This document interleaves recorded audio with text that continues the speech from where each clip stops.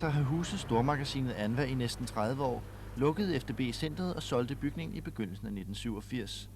Snart var bygningen øde og forladt, men så den 5. november 1987 blev pressen inviteret indenfor for at høre om projektet Scala. Hallo, Sagde Ben Fabricius Bjerre og kaldte på opmærksomhed for sine skitser og modeller af det kommende Scala. Vi bygger ikke om på det gamle Anva. Vi rejser en ny, smuk og spændende bygning, hvis både ydre og indre vil være med til at præge Københavns bybillede og Københavns kulturliv i det næste sekel. Det er så tanken, at vi i fællesskab skal forsøge at få det her hus op at stå og tegne det bogstaveligt talt, imens at vi bygger det. Og bygges det skutter. Planerne var, at i løbet af mindre end 10 måneder at forvandle den kedsommelige bygning til en arkitektonisk perle og et savnet samlingssted for københavnerne.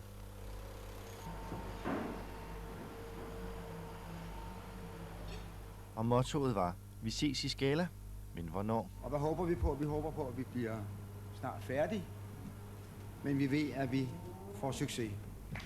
18. august 1988 indkaldte bygherrerne centrets lejere til et orienterende møde, for det var efterhånden klart, at tidsfristen ikke kunne holdes. I stedet satsedes der på at nå at få Scala klar til julehandlen. Men succesen lå vente på sig. Der blev arbejdet på overtid resten af 1988. Endelig den 9. marts i år åbnede Scala dørene. Det skete under så stor bevågenhed for de fremmødte bysbørn, at der var decideret trængsel udenfor.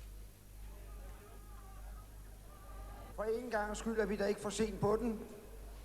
Derfor starter jeg allerede nu. 1 minut i 12.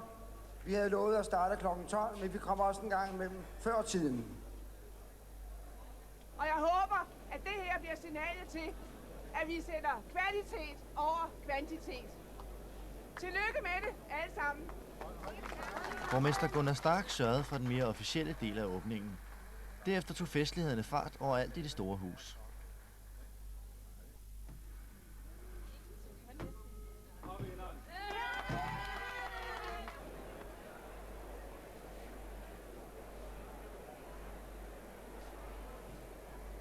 Scala byder på en mængde attraktioner.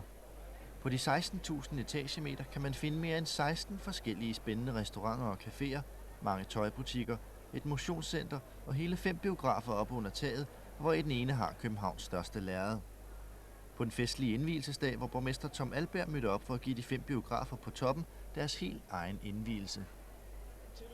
Med at det lykkedes at få 3 store biografer og 2 små biografer op. De er ikke så små, som vi kan se andre steder. Tillykke med dem. Vi er mange, der glæder os til at gå ind og se nogle gode film her. Tillykke med det nye Scala. Ja, hej med det. Tak for det. Der er gang i den. Hvordan føles det? Er det drømmene, der bliver til virkelighed i dag? Ja, det er jo det er enormt spændende. Vi har set hen til det med enorm spænding, og det er sjovt at kunne åbne. Det er virkelig en stor begivenhed. Det er en stor København-begivenhed.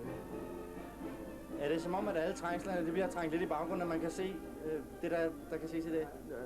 Nu er det værste overstået, ikke?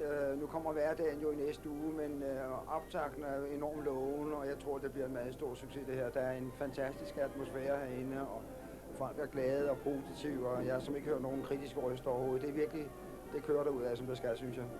Det, der har været det karakteristiske ved det her byggeri, det er, at bygherren og arkitekten er gået hånd i hånd. Så vi har faktisk moret os sammen, og vi har lavet det sammen. Og bygherrenes fantasi overgår arkitektens.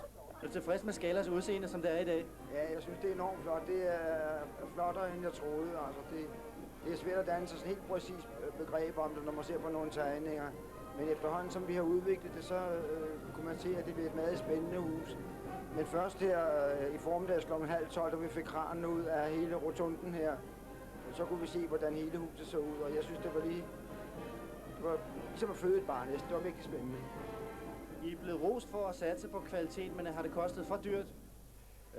Nej, det har det ikke. Huset står også i alt i 400 millioner, og det er selvfølgelig mange penge, men det er jo et stort hus på et meget centralt sted i København, så jeg synes ikke, det har været for dyrt for huset. Det er et godt og flot hus, som består af de næste både 50 og 100 år.